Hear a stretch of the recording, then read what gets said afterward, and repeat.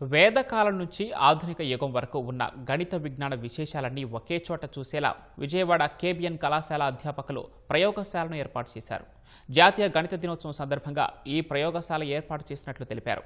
భౌతిక, రసాయన, జీవశాస్త్రాలకు ఉన్నట్లే గణితం కోసం ప్రత్యేక ప్రయోగశాల ఏర్పాటు చేశామన్నారు. గణితం అంటే అంకెలు మాత్రమే కాదు, విశ్వ రహస్యాలను ఛేదించే శక్తివంతమైన భాష అని అన్నారు. భారతీయులు అత్యంత పవిత్రంగా భావించే శ్రీచక్రం గణిత పరిజ్ఞానంతో 3000 ఏళ్ల క్రితం రూపొందించినట్లు చెప్పారు. వేద గణితంలోని విషయాలతో పాటు ఆధునిక గణితంలోని అర్థమెటిక్స్, ఆల్జిబ్రా, జామెట్రీ, స్టాటిస్టిక్స్ వివరాలు ప్రదర్శనలో ప్రత్యేక ఆకర్షణగా నిలిచాయి. సమాజ అభివృద్ధిలో కీలకమైన గణితం పట్ల విద్యార్థుల్లో భయం పోగొట్టడమే తమ లక్ష్యమని గణిత ఉపాధ్యాయులన్నారు.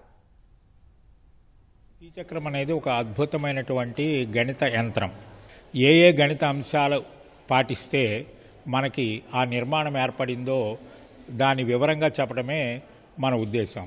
సాధారణంగా ఒక చతురస్రం తీసుకుంటే 3 డైమెన్షన్లో అది కాస్త క్యూబ్ అవుతుంది. కానీ శ్రీచక్రం లాంటి అతి సంక్లిష్టమైన ఒక పటం, రేఖీయ పటం 3 డైమెన్షన్లో ఎలా ఉంటుంది అనేది ఒక అద్భుతమైనటువంటి గణిత ప్రదర్శన. సో ఇక్కడ మన ప్రాచీనులు ఎంతో విశిష్టంగా కృషి చేసి క్రీస్తుపూర్వము 1000 సంవత్సరాల నాటికే భారతీయులు ఇటువంటి ఆలోచనలు, అందులో ప్రత్యేకతలు కలిగి ఉన్నారని చెప్పడం మన ప్రధాన ఉద్దేశం. ఈ ల్యాబ్ యొక్క విశేషం ఏమిటంటే ప్రాథమిక స్థాయి అంశాల దగ్గర మొదలుపెట్టుకుని, అంటే a+b² మొదలుపెట్టుకుని పైథాగరస్ థీరం వరకు ప్రతి అంశాన్ని కూడా ఒక మోడల్ రూపంలో రిప్రజెంట్ చేయటం.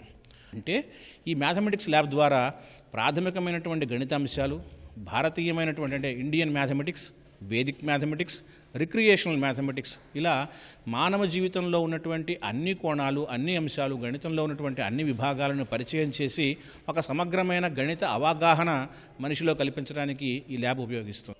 ఈ ల్యాబ్ ప్రతి ఒక్కరికి ఉపయోగపడే విధంగా, అంటే ఎల్కేజీ నుంచి మన ఇంజనీరింగ్ వరకు ఎవరికైనా ఉపయోగపడే విధంగా ఈ మ్యాథ్స్ ల్యాబ్ని తీర్చిదిద్దితే ఎక్కడా లేదు. కాబట్టి ఇటువంటి అద్భుతమైన ల్యాబు మేము చేయాలనే పట్టుదలతో దీన్ని ఏర్పాటు చేయడం జరిగిందండి. ఇది మా పిల్లలకే కాకుండా బయట పిల్లలకు కూడా దీన్ని అందుబాటులో ఉంచి వాళ్ళు అడిగితే చెప్పడానికి వీలుగా ఇంకా బోల్డెన్ని మార్పులు చేయాలి, డెవలప్మెంట్ చేయాలి. మేము ఈ మ్యాథమెటిక్స్ ల్యాబ్లో ఏంటంటే డిఫరెంట్ మోడల్స్ పెట్టడం జరిగిందండి.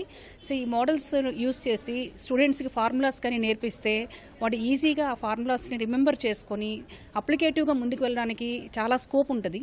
ఎలా అయితే ఫిజిక్స్ ల్యాబ్, కెమిస్ట్రీ ల్యాబ్ అని క్రెడిట్ బేస్డ్ ప్రాక్టికల్స్ ఎలా అయితే ఇస్తున్నామో స్టూడెంట్కి, ఈ మ్యాథమెటిక్స్ ల్యాబ్ మీద కూడా క్రెడిట్ బేస్డ్ ఒక పేపర్ అనేది, ఒక కోర్స్ అనేది కరికులంలో ఇంట్రడ్యూస్ చేసి ప్రతి స్టూడెంట్కి ఇది మ్యాండేటరీ చేయడం వలన స్టూడెంట్ చాలా బాగా ముందుకెళ్తాడని అనుకుంటున్నానండి.